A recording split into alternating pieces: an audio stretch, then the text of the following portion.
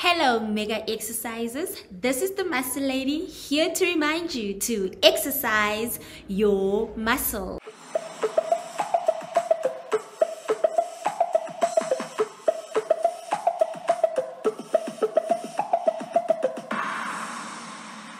Hashtag exercise your muscle. So we still continue with our series, Sharpening Your Pencil. We have discovered already that everyone is born with a talent, right? So just because you don't know what your talent is, doesn't mean you don't have it. So everyone is born with a talent that you're supposed to use to come make the world a better place. So we are all coloring pencils, different colors. Just because we've got the same gift doesn't mean we're the same. My talent muscle is tailor-made for me. Hence, there's no need for me to compete with you or for you to compete with me. So we are all coloring pencils brought here on earth to make the world a prettier, more colorful picture, right? So last few videos, I was discussing my story on how I am sharpening my pencil. So how are you getting better at who you are? How are you being visible? We spoke about two most important things, right? So you need to sharpen your skill, which is the talent you've been given. It's raw, hence you need to exercise it to make it stronger and more visible. Then how do you make it visible? So today we'll be talking about some stuff that might prevent you or try and stop you from sharpening your pencil. So you know you've got this gift, this talent muscle, and you are eager to sharpen it so that you can be more visible and you can add to society with the gift that God has given you. So today I'd just like to speak about some other stuff that you know can discourage you along your way of sharpening your pencil. So let's talk about fear. This is the biggest, most single reason why one would not sharpen their pencil, right? So you've identified what your coloring pencil is, what your talent muscle is, and the only thing holding you back from starting is fear. Fear because you've never seen it done, especially in your family, you know, where you are the outlier. You're the first one to actually exercise this muscle. Fear tends to build up and it brings thoughts. So I call it gravity, which are thoughts that are internal that brings you down, you know. So I'm going to talk again about the fears I've had to face. You know, who do you think you are? Talking to people, nobody's going to listen to you. Whatever you have to say is not valuable.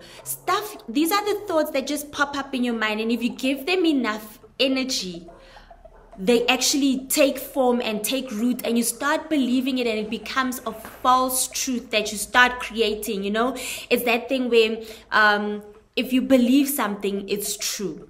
So if you believe you're ugly, it's true. Nobody can convince you otherwise. So if you believe that you cannot cook, even though everybody has told you for so long that, you know, your food, it brings so much healing. Oh my gosh, the food, the flavor.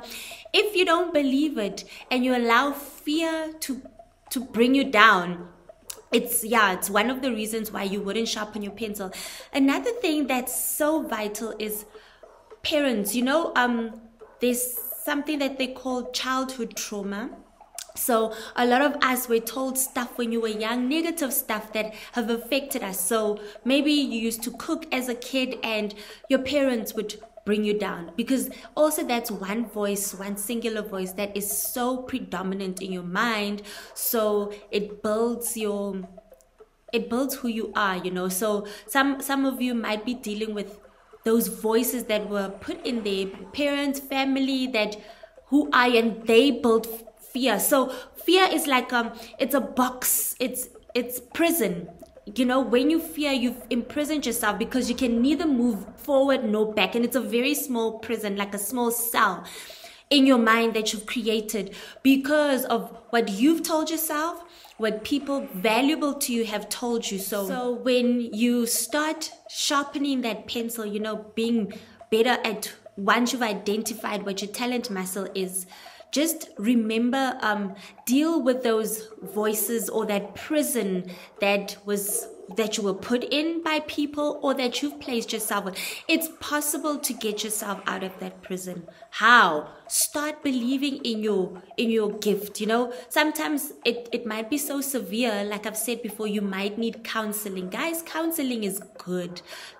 There's nothing bad about counseling. There's nothing weakening about counseling. So if the trauma is that deep, you might need counseling, because that is going to stop you from sharpening your pencil. And when you're not sharpening your pencil, remember what we said is the world, we then are at a deficit, because only you can color the way you can color. You know, that gift was specifically made for you, and I can't come do it the way you do it. So it's very vital to deal with those childhood traumas. Sometimes it's not even childhood, it's traumas that have evolved in your later years. Right now, a spouse telling you negative stuff that build the prison again. In the end, you just end up in that prison where you're just living day to day. You've given up on life. There's no excitement, you know, when you wake up in the morning and I'm gonna add value. This thing drives you, because that's what your talent does. You know, when you know what your talent muscle is and you're exercising it and you're sharpening it and you're becoming better at who you are, that drives you and it gives you so much energy. So somebody, your spouse or children or somebody valuable whose opinion matters in your life, they could have put you in that prison, or yourself, because your voice matters. Your voice matters to you. So you could have imprisoned yourself, you know, because of, I don't know, but prison, let's think of fear as prison. A very small cell, like I'm sure smaller than the one Nelson Mandela used to be in. So when you fear, you captivate yourself, and there's no space for you to live, to be the real you know, to be creative, to be excited about life. Guys, we were placed here to enjoy life, for people to enjoy life, because we are in it. So when we live in fear, we literally have imprisoned ourselves. We've imprisoned our capacity, because you can't grow when you are in that fearful state, right? So yeah, we've dealt with childhood trauma or traumas that can result now. A boss said something to you, and maybe one day you tried to be creative at work and they told you, sit down, we're not interested in whatever you have to say. Just because somebody else does not see your muscle doesn't mean it doesn't exist, right? It just means you haven't exercised it. So don't let people's opinion, don't let your negative opinion stop you from exercising that muscle. You know what that talent muscle is. You know what value add. I mean, people have told you, you know, when you play soccer, my goodness, nobody else tackles like you. Or you're such a smart person, you know, the business ideas you have. They might not necessarily be for you to start it. You could sell those ideas, you know, or help people grow their businesses. Whatever your talent muscle is, and whatever your talent muscle is, just because other people don't see it, therefore speak down on it, doesn't mean you need to believe what they tell you, right? People's words only have power when you give it power, right? If I tell you you're useless, you become useless when you believe that you're useless. So the only way out of that prison called fear of stepping out and being all you created to be, the only way out of that is to stop believing negativity. Stop believing lies about your talent. Believe that you've got the talent, and believe that once you've exercised it, my goodness, the value it's going to add, you know, the success it's going to give you, the satisfaction it's going to give you. If you start believing that, trust me, you're going to work at it. You're going to exercise your muscle. You're going to sharpen it so that you may be visible. Sometimes people, you know, they mean well. It's not always that they intended to put you down or to kill you or to imprison you, right? So somebody could just be like, skinny person, tall. You know, when we're young, they tease me and say, oh, you're tall as a tree.